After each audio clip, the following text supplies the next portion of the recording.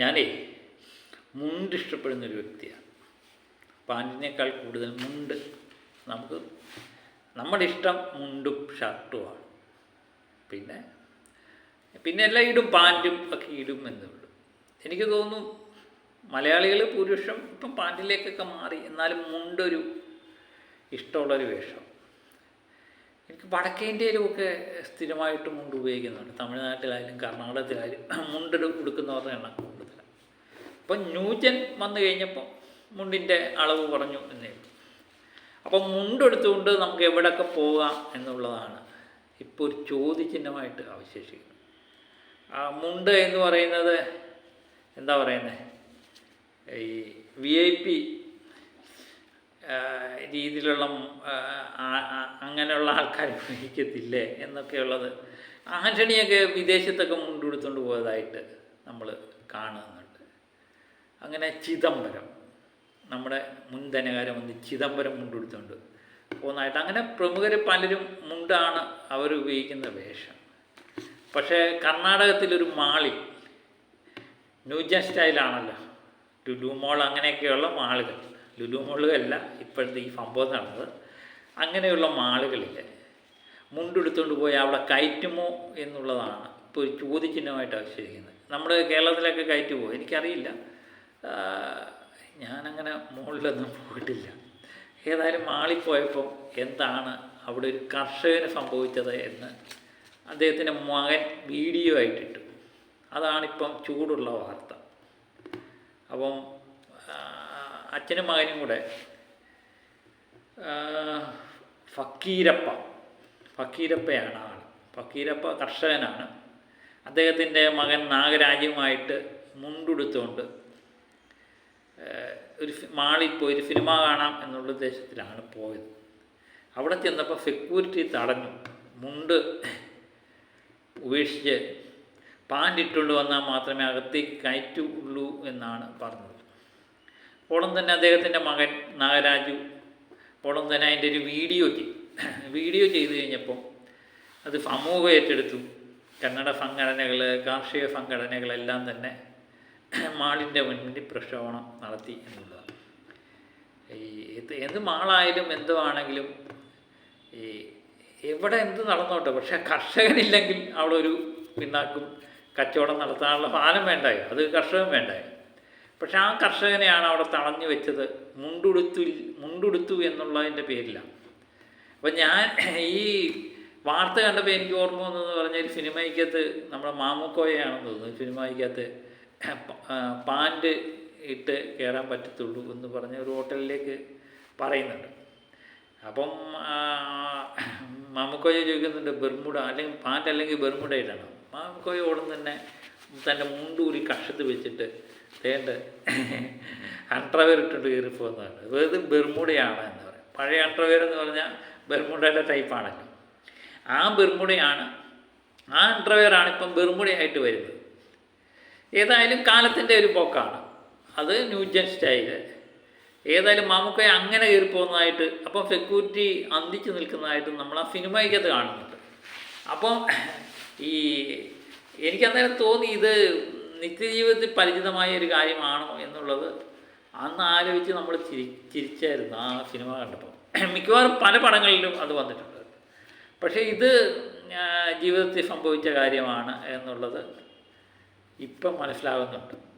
ഈ മുണ്ട് എന്ന് പറയുന്നത് ഒരു മലയാളി വേഷം. എനിക്ക് തോന്നുന്നു ഈ ദക്ഷിണേന്ത്യയിൽ ഏറ്റവും കൂടുതൽ ഉപയോഗിക്കുന്ന മുണ്ടിൻ്റെ ഒരു രീതിയുണ്ട്. പ്രായമായൊരു പൊതുവെ ഉപയോഗിക്കുന്ന മുണ്ടാണ്. അവരെ സംബന്ധിച്ച് ഈ പാൻ്റൊക്കെ വലിച്ചു കയറ്റി ഇടുക എന്നുള്ളത് ഇച്ചിരി ബുദ്ധിമുട്ടുള്ള കാര്യമാണ്.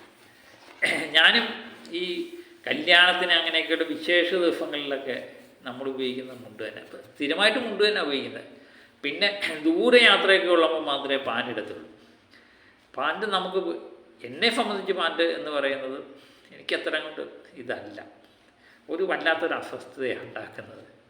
എന്നാലും ആവശ്യത്തിന് നമ്മൾ പാൻ്റ് ഉപയോഗിക്കുന്നതേ ഉള്ളൂ, കാലത്തിൻ്റെ അനുസരിച്ച് പോവുക എന്നുള്ളതാണ്. മുണ്ടാണെങ്കിൽ നമ്മളെ സംബന്ധിച്ച് എല്ലാവർക്കും അങ്ങനെ ആകണമെന്നില്ല. എന്നെ സംബന്ധിച്ച് മുണ്ട് എന്ന് പറയുന്നത് വളരെ സ്മൂത്തായിട്ട് പലർക്കും ഉണ്ടാകുന്നൊരു മുണ്ട് സ്ഥിരമായി ഈ പാൻറ് സ്ഥിരമായിട്ട് ഉപയോഗിക്കുന്നവർക്കുണ്ടാകുന്നൊരു പ്രശ്നം എന്ന് പറഞ്ഞാൽ മുണ്ട് അഴിഞ്ഞു പോയാലും അറിയത്തില്ല. ഇപ്പം ആദ്യമായിട്ട് ഞാൻ മുണ്ടെടുത്തിട്ട് ബസ്സിൽ കയറിയ ഒരു കഥ എനിക്ക് ഓർമ്മ വരുന്നുണ്ട്. അത് ഒരു യാത്രയിൽ ആദ്യമായിട്ട് മുണ്ട് കിട്ടി. ആ മുണ്ട് എടുത്തുകൊണ്ട് ബസ്സിൽ കയറി. അന്ന് അങ്ങോട്ട് ഇട്ടുകൊണ്ട് പോയി നിൽക്കറാണ്. ഇങ്ങോട്ട് വന്നപ്പോഴാണ് മുണ്ട് കിട്ടിയത്. സമ്മാനമായിട്ട് കിട്ടിയ മുണ്ടുമായിട്ട് വളരെ സന്തോഷത്തോടെ മുണ്ടൊക്കെ എടുത്ത് കൊടുത്ത് നമ്മുടെ ജംഗ്ഷനിൽ വന്നിറങ്ങി.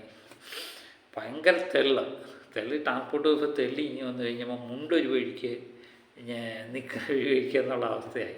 അവസാനം ആൾക്കാരെല്ലാം കൂടെ മുണ്ട് വേണ്ട ഈ മുണ്ടും കൂടെ കൊണ്ടുപോകും എന്ന് പറഞ്ഞുകൊണ്ട് പുറത്തിറങ്ങി നമ്മുടെ കയ്യിൽ ആ മുണ്ട് തരും. മുണ്ട് തന്നു കഴിഞ്ഞപ്പോൾ നമ്മളത് തോളത്തിട്ടുകൊണ്ട് നടന്നു വന്നത് ഓർമ്മയുണ്ട്. കാരണം അത്രയും ദിവസം വരെ നമ്മൾ നിക്കറായി ഇട്ടുകൊണ്ട് നടന്നത്. അതിന് ശേഷം മുണ്ടിലേക്ക് വന്നു കഴിഞ്ഞപ്പോൾ നമുക്കതൊരു വലിയ വിഷയമായിട്ടില്ല. പക്ഷേ ആൾക്കാരുടെ ആർത്തിച്ചിരി ഒരു വശത്തുണ്ടായിരുന്നു. അതിപ്പം ഞാൻ ഓർക്കുന്നു. അപ്പം മുണ്ട് എന്ന് പറയുന്ന സാധനം ഇട്ടുകൊണ്ട് പോയത് എന്ത് സംഭവിക്കുമെന്ന് എനിക്ക് മനസ്സിലാവുന്നില്ല.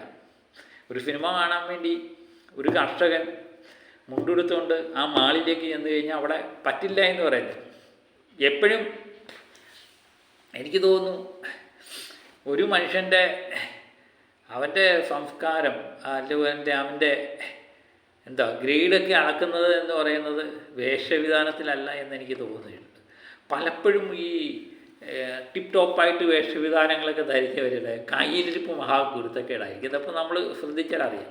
എല്ലാവരുടെയും കാര്യമല്ല പറയുന്നത്. ചില കേസുകളിലൊക്കെ നമ്മൾ എടുത്തു നോക്കിക്കഴിഞ്ഞാൽ ടിപ്പ് ടോപ്പായിരിക്കും, പക്ഷേ തട്ടിപ്പിൻ്റെ അയ്യര് കളിയായിരിക്കും.